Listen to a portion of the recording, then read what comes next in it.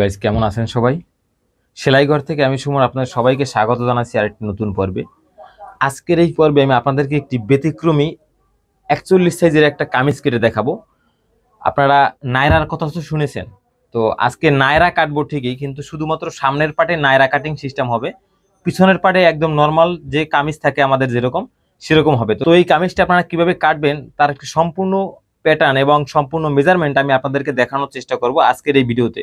তো আমি এখানে দেখেন কাপড়ের মাপটা আগে বলে নিই। আমি এখানে 3.5 হাত পানা 2 গজ কাপড় নিয়েছি। আজকে আমার এটা 34 ইঞ্চি লম্বায় হবে এবং 41 ইঞ্চি ফিগারে হবে। তো কাটিংটা শুরু করার জন্য প্রথমে আমরা কি করব, এখানে যা আছে কাপড়টাকে এখানে এক বহরে আমরা এখানে এবার একটা ভাঁজ দিয়ে আমরা প্রথমে কাপড়টা এখান থেকে কেটে আলাদা করে নিব। তো আমার লম্বা হলো 34, তো আমি এখানে সেলাইয়ের হক বাদ দিয়ে এখানে 1 ইঞ্চি পরিমাণ সেলাইয়ের হক বাদ দিয়ে আমি এটা লম্বা এখান থেকে 1.5 ইঞ্চি পরিমাণে বেশি কেটে নেব। 35.5 এখান থেকে কেটে আলাদা করে নেব। এই যে এখান থেকে কেটে এটা আমরা আলাদা করে নিলাম। এই কাপড়টা দিয়ে আমরা পরে হাতা বা অন্য যেগুলো আছে সেগুলো কাটবো। এখন এটাকে আমরা কি করব, এটার এই যে এটা তো 3.5 হাত পানা, তো আমরা এখান থেকে মাঝ বরাবর এটাকে কেটে আবার আলাদা করে নেব। এই এটা একটা হবে সামনা পাট এবং একটা হবে পিছন পাট। তো আমরা এখন প্রথমে পিছন পাটটা কাটতেছি, ঠিক আছে? তো আমরা ভাঁজটা দিয়ে নেই।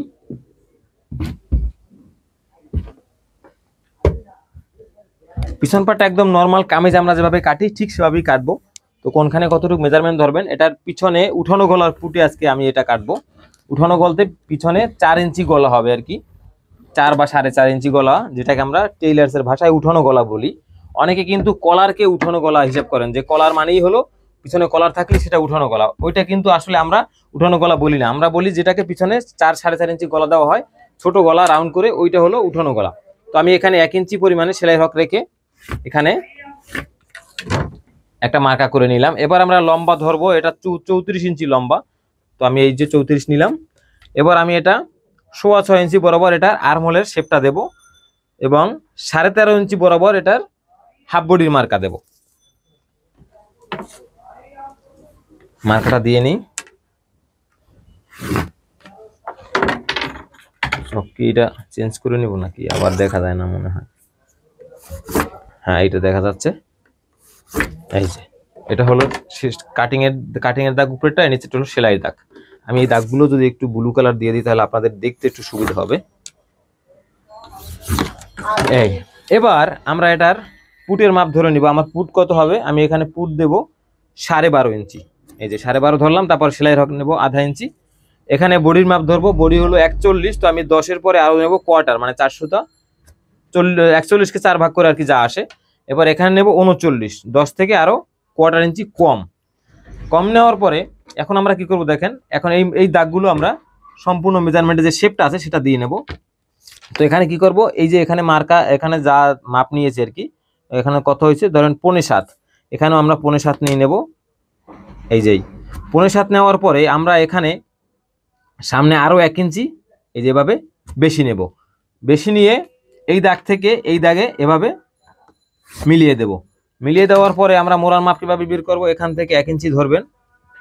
এই যে ধরার পরে এখান এই দুই দাগের মাঝামাঝি মাপ ধরে সেখান থেকে এভাবে হালকা করে আর কি, হালকা করে এখানে একটু এভাবে দাগ দিয়ে নেবেন। এই যেই দাগ দেওয়ার পরে এই শেপ কাটটাকে ঠিক এভাবে ঘুরিয়ে এখানে কোমরের মার্কা যেখানে থাকবে তার থেকে কোয়ার্টার ইঞ্চি ভিতরে ধরবেন শেপ কাটটা ধরে, এভাবে এখানে একটা শেপ দিয়ে নেবেন। এই যে মাপটা এটা ভিতরে ধরছি কেন সেটা আমি আপনাদেরকে বোঝাচ্ছি।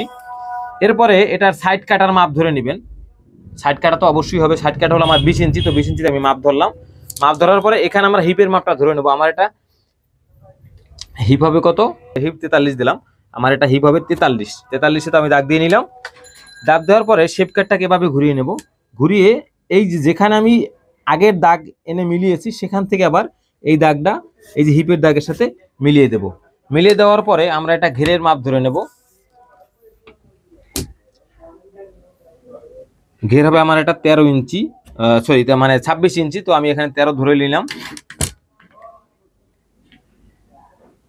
এই যে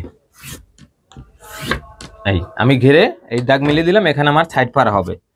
এখানে একটু চক দিয়ে আবার হালকা এভাবে রাউন্ড শেপ দিয়ে নেবেন, কারণ এখানে কিন্তু একটা দুই দিক থেকে দাগ এসে এখানে একটা কোণা হয়েছে।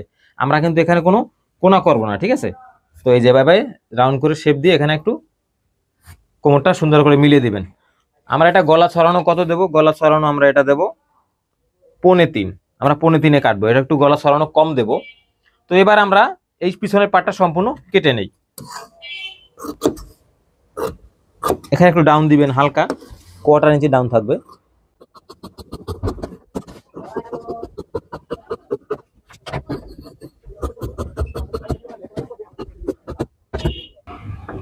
এবার এখানে একটু চিহ্ন দিয়ে নেব, এখানে একটু চিহ্ন দেব। এখন দেখেন এখানে এই মোড়ার মাপটা কত হয়েছে ঘুরিয়ে, এখানে ঘুরিয়ে হয়েছে 8, একদম কিন্তু মাপ মতোই আছে, ঠিক আছে? এখানে একটু চিহ্ন দেব, এটা হলো গলা ছড়ানোর মাপ। এবার আমরা এই পাটটাকে, যেহেতু এটা একটা লিলেন কাপড়, তো আমরা একটা পিন আপ করে নেব। আপনারা এটা সুতি কাপড়ে কাটলে তাহলে আর পিন আপ করার দরকার নেই। এই যে সামনের পাটটাকে এভাবে ভাঁজ দেওয়ার পরে আমরা পিছনের পাটটা এখানে রাখবো, সমান সমান করে এখানে রেখে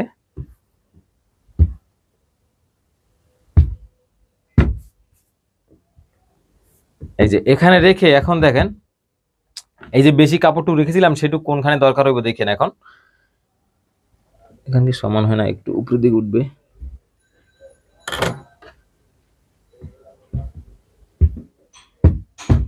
এই এবার আমরা এই যে কোমরের মার্কাটা আছে, এই মার্কা অনুযায়ী এখানে একটা মার্কা করে এখান থেকে কেটে নিচের অংশ আলাদা করে নেব।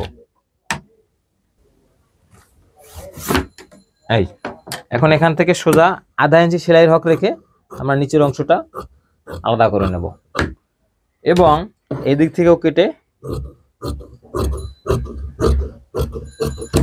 এইখানে নিচের ঘের কিন্তু দেখেন দুটো কিন্তু ঠিকই আছে, কিন্তু এদিক থেকে এই পাটটা সোজা থাকবে, মানে এই পাটটা বেশি থাকবে আর কি। এবং এই পাটে এখানে দেখেন এই যে কোমরের মার্কার পরে মানে দাগের পরে যে বেশি আছে এই যে এই কাপড়টুক কিন্তু এখানে কয়েকটা কুচি হবে সামনে, এবং এটাই হলো মানে অর্ধেক নায়রা তৈরি করা কামিজ আর কি। মানে সামনের পাটে শুধু নায়রা কাট, পিছন পাটে একদম প্লেন কামিজ। এটা কিন্তু একটা মানে আলাদা একটা নতুন একটা ডিজাইন, ঠিক আছে?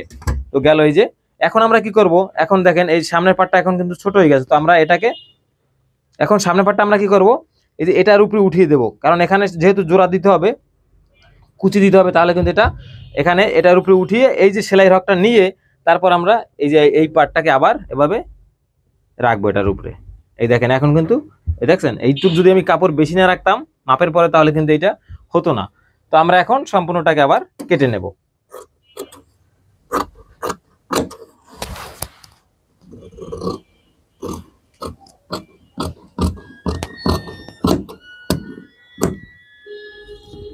এই নিচের পাট কাটা যাবে না, শুধুমাত্র উপরের পাটটাকে এভাবে কেটে নেব। এখানে একটু গলা চিহ্ন দেব। এখন আমাদের বডি কিন্তু কাটা শেষ। এখন আমরা কি করব, সামনের পাটে একটু তালপাট কাটবো। অবশ্যই তালপাট কতটুকু কাটবেন, এই যে দেখেন এখান থেকে আধা ইঞ্চির থেকে একটু বেশি কাটবেন, আধা ইঞ্চি থেকে একটু বেশি কাটবেন। এই যে মনে করেন 3/4 আর কি, মানে 1.25 ইঞ্চি, আমরা যেটাকে আমরা টেইলার্সের ভাষায় বলি 1.25 ইঞ্চি। তারপরে এখানে গলা কেটে নেব। আমার গলা হবে সামনে 6.5। এই যে এইভাবে মাপ ধরে 6.5 ধরবেন, আর যদি সোজা ফিতা ধরেন তাহলে দেবেন 6। গলা ছড়ানো দিয়েছিলাম আমি 3.25, তো 3.25 আমি এটা মার্কা করে নেব। এই এই এখন আমার গলাটা হবে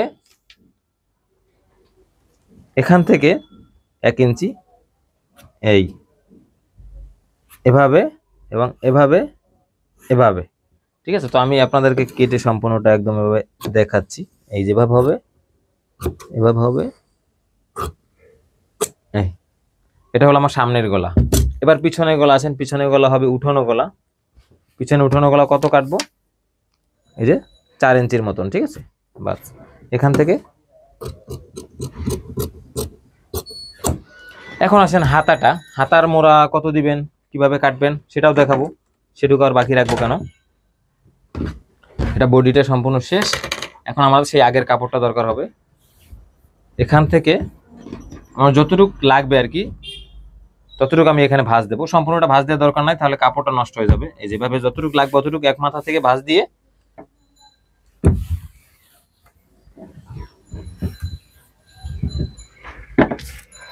আমার এটা হাতার লম্বা হবে 13.5 ইঞ্চি। তো আমি এখানে আধা ইঞ্চি সেলাই রক রাখবো। সেলাই রক রেখে আমি 13.5 বরাবর আগে লম্বা দাগটা দিয়ে নিলাম। তারপর আমি এখানে 3 ইঞ্চি বরাবর এখানে আর্ম হোলের শেপটা দেব। ঠিক আছে, এই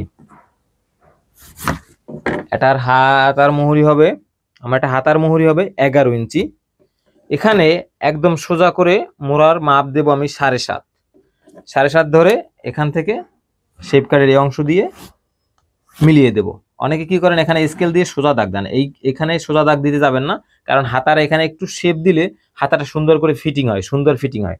এবার দেখেন এখান থেকে শেপটা কিভাবে দিবেন মোড়ায়, ঠিক এভাবে, এই যে এভাবে এখানে শেপ দিয়ে তারপর এখানে আধা ইঞ্চি সেলাই রক রাখবেন। সেলাই রক রেখে এখানে কেটে নেবেন এটাকে।